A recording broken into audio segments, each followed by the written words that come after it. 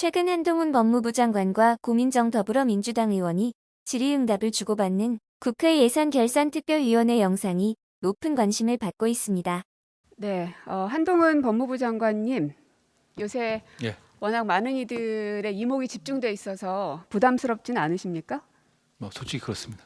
네, 한 가지만 좀 부탁드리면 답변하실 때 조금 더 천천히 또박또박 말씀해 주시면 좋겠습니다. 이게 괜히 성의 없는 태도로 보여지는 게 좋지 않을 것 같아서요. 예, 그것만 좀 당부드립니다.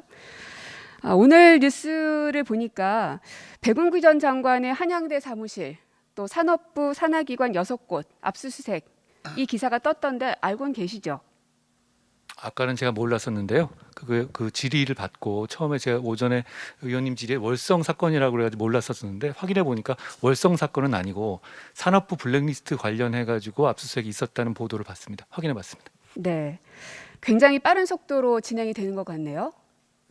그 사건은 사실 몇 년 된 사건이라서요. 빠른 속도라고 말씀하는 것보다는 굉장히 늦게 진행된 거다라고 표현하는 게 더 정확할 것 같아요. 몇 년이나 됐습니까? 그게 김은경 전 환경부 장관에 대한 구속 기소가 있었던 즈음이니까요. 벌써 꽤 오래된 것 같습니다. 정확한 연도는 제가 확인해서 말씀 올리겠습니다. 아무리 길어봤자 어쨌든 5년 아니겠죠? 문재인 어, 정부 시절이었을 테니까요. 그렇습니다. 예. 그렇습니다. 한 어, 3년 4년 정도 됐습니다. 예, 그랬을 것 같습니다. 근데 굉장히 빠른 속도로 진행되는 것에 대해서 이제 왜 이러는 것일까? 정치 검사, 정치적 수사 다시 진행되는 것 아닌가라는 시선들도 존재합니다. 하지만 죽은 권력에 대해서도 엄격하게 수사하겠다는 의지는 갖고 계시겠죠? 죽은 권력이요? 네, 저는 끝난 권력이니까요. 수사는 그게 당사자가 누군지 이름 가려도 똑같아야 한다고 생각합니다. 네, 누구든 똑같이 엄격하게 수사받아야 할 일에 대해서는 하시겠다. 그래야 하는 게 저희 그 검찰의 임무고요. 근데 말씀하신 것처럼 저는 이제 검사가 아니니까 법무부 장관으로서 그런 일을 할 수 있도록 외풍을 막고 지원을 하는 역할을 하는 것이고 구체적인 사건에서는 제가 개입하지 않습니다. 네. 그러면 살아있는 권력에 대해서는 어떻게 하실 겁니까? 사건이라는 것이 어떤 범죄를 전제로 하는 것이죠. 범죄가 있으면 범죄를 한 주체가 강자든 약자든 관계없이 공정하게 해야 되는 게 좀 민주주의의 기본이라고 생각합니다. 하지만 하다 보면은 현역에 있기 때문에 어려움들이 좀 있지 않겠습니까?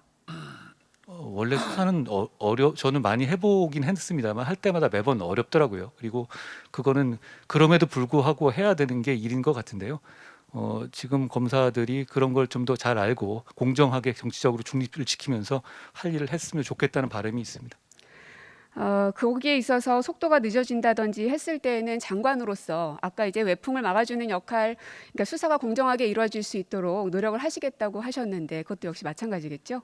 예, 근데 속도나 이런 부분에 대해서는요, 그건 어차피 구체적 사안에 대한 지휘이거든요. 뭐 물론입니다. 근데 이제 구체적 사안에 대해서 법무부 장관이 검찰을 지휘하는 것에 대해서 저희 대통령께서 공약으로 포기한다고 하셨고, 저도 그 뜻에 동참해서 구체적 사건에 관한 지휘권을 행사하지 않을 계획입니다. 그렇기 때문에 구체적 사안에 대해서 속도를 빨리 내라, 안 내라, 이것도 구체적 사건에 대한 지휘이기 때문에 그런 것에 제가 개입할 수는 없습니다. 다만 그런 제대로 된 정의를 위해 정의와 그 책임감과 인권을 보장하는 수사를 하느냐 아니냐 이런 부분에 대해서는 인사라든가 조직으로서 평가하고 그런 정도의 어떤 그 간접적인 지원을 하는 방식이 저한테 지금 법무장관으로서 남은 그 길인 것 같습니다.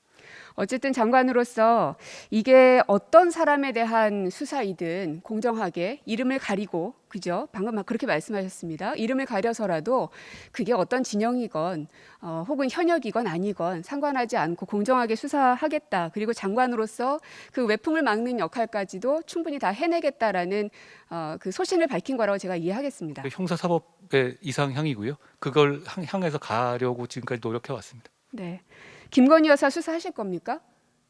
이미 수사가 되고 있고 지금 수사가 대단히 많이 진행되어 있죠. 그리고 네. 아까 말씀하신 것처럼 저는 직접 수사하는 사람은 아니니까요. 검찰이 공정하게 수사하고 공정하게 처분할 거라고 생각합니다. 그런데 아까 말씀하셨던 이 산업부 블랙리스트 관련해서는 한 3, 4년 됐다고 말씀하셨는데요. 도이치모터스 주가 조작 얼만큼 됐습니까? 어떤 면을 말씀하신 거예요? 몇 년도에부터 시작된 겁니까?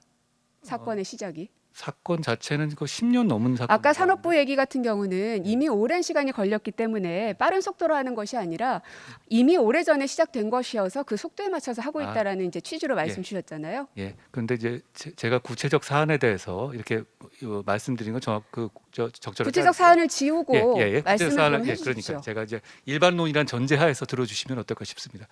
그럼 2013년의 사건과 2000 몇 년입니까? 한 3, 4년 전의 사건과 지금 이제 요 그 산업부 블랙리스트 사건은 아마 범위를 좀 저는 지금 넓히는 도이치모터스 주가 조작에 예, 대해서 여쭙고 그러니까요. 있습니다. 두 개를 비교하는 건데요. 네. 그 범위를 이 테마를 넓혀가는 과정에서 새로운 수사를 하는 내용 같습니다. 그리고 이 도이치모터 사건 같은 경우는 기존에 없었던 금감원에 없었던 사건을 정치권의 고발에서 시작된 사건으로 알고 있습니다. 그걸 가지고 1년 넘게 수사를 했고요.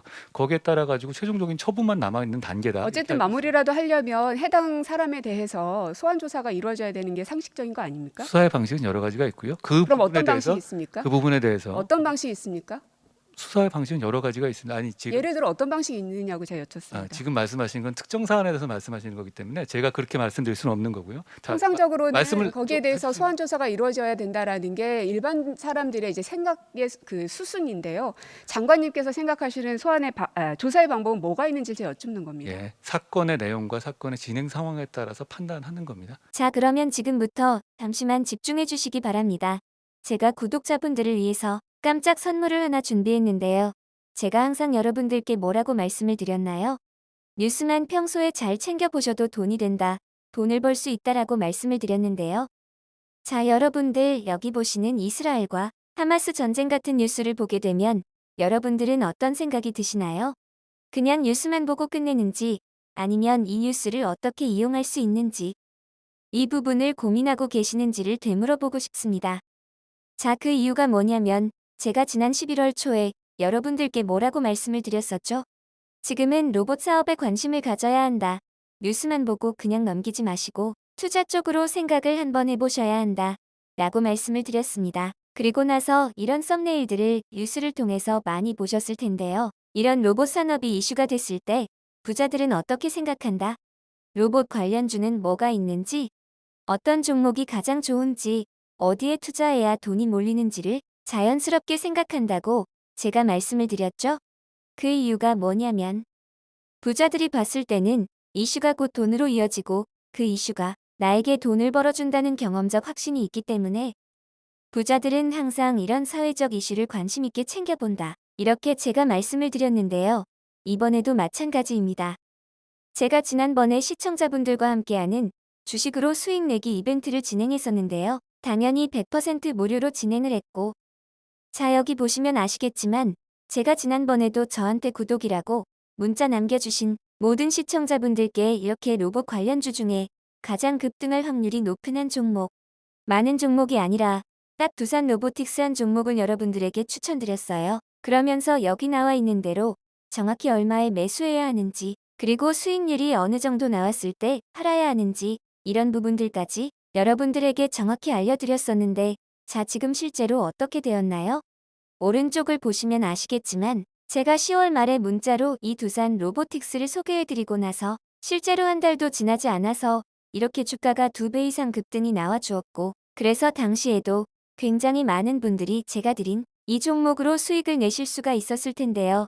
다시 한번 축하드린다고 말씀을 드리겠고, 자, 이번에도 마찬가지입니다. 최근에 이슈되고 있는 게 이 하마스와 이스라엘 전쟁이기 때문에 우리가 어떻게 생각해 볼 수 있다.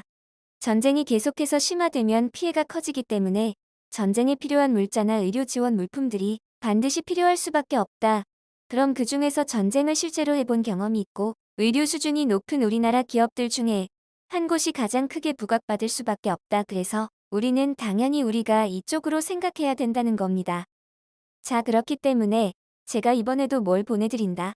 지난번과 똑같이 구독이라고 저에게 문자를 보내주시면 제가 물자 지원 관련주 중에 앞으로 대장주 역할을 하면서 주가가 가장 크게 급등하는 종목을 구독자분들에게 문자로 종목명과 사고 파는 시점을 모두 알려드릴 거예요. 그래서 여러분들이 주식으로 돈 버는 연습을 한번 해보시라고 이렇게 말씀을 드리고, 혹시라도 나는 주식을 하지 않는다 하시는 분들은 주변에 주식하시는 분들에게 추천을 해주셔도 되고 아니면 연세가 있으셔서 투자가 어려우신 분들은 이 종목을 가지고 자녀분들에게 한번 사봐라. 이걸로 한번 수익을 내봐라. 이렇게 조언을 해주실 수도 있는 거겠죠?